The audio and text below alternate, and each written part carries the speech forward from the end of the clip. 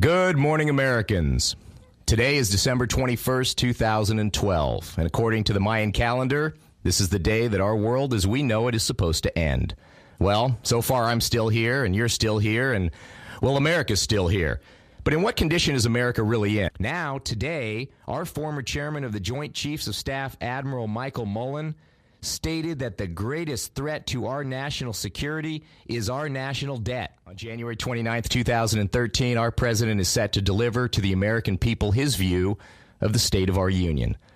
I'm Christopher Riley, the founder of the Giving Legacy organization, and for 7 years I've been representing the children of tomorrow. Today I'm going to tell you what our country might look like in the future. However, you might not like what you hear because the Secretary of the Treasury and his trustees have been warning Washington for years about our fiscal dangers, and they aren't solving the problem. So I've prepared a solution for them. I've prepared my own State of the Union address that I feel President Obama needs to deliver on Tuesday, January 29th, 2013. And here's a clip from that address. It is my job as your elected commander-in-chief to bring both sides together, to drop the rope and wage a war that should have been initiated many years ago to resolve these issues. I'm not talking about a war that will put more of our fine soldiers' lives in jeopardy or a war that will cost the American people more money.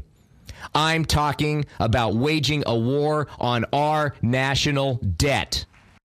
Our founding fathers didn't lay their lives down, so 230 years later, we could jeopardize our country's independence by irresponsible spending and partisan tug-of-war games. However, if we do not address the gigantic deficit in our Medicare and Social Security Trust Fund accounts that have risen to catastrophic proportions, there will not be any more debates on how we take care of our seniors and most vulnerable citizens, as those programs will have consumed our entire federal budget. And in 2033, when the children of tomorrow of this fine nation start graduating college, they do not want to see our Social Security system collapse because 21 years earlier, our political leaders could not come to a compromise.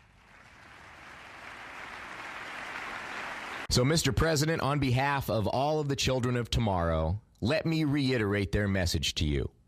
Shift the way that you and your lawmakers are going about solving this debt crisis because it is not working.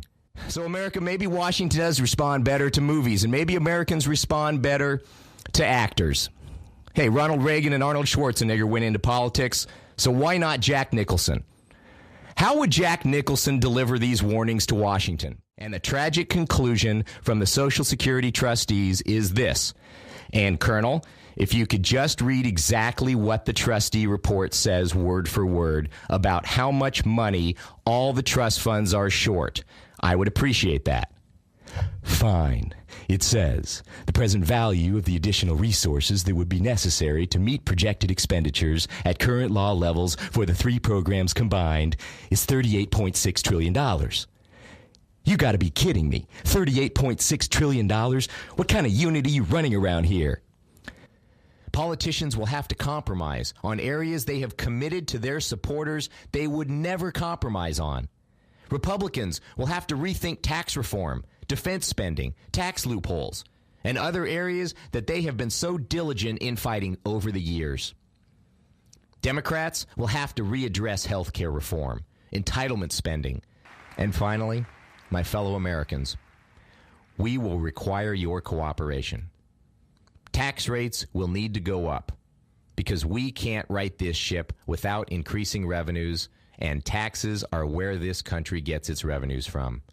Spending cuts across the board will be required because we can't put this country back on a sustainable path, spending 25% of our gross domestic product every year. If you can agree to that, I have asked our leaders here in Washington to join me in laying down our weapons, and instead of both sides asking the other to compromise, I am asking that all parties compromise. Along with my State of the Union address, I have prepared a State of the Union scorecard so that you can follow along and check off the dangers as President Obama delivers his speech. And if Washington doesn't come to terms on a deficit reduction plan, you might want to change the way you are preparing for your and your children's future. So for the disabled citizens of our country, for the retirees, and for the children of tomorrow, please listen to my full State of the Union address so that our children of tomorrow have their chance at life, liberty, and the pursuit of happiness. And don't stop thinking about tomorrow. It will soon be here.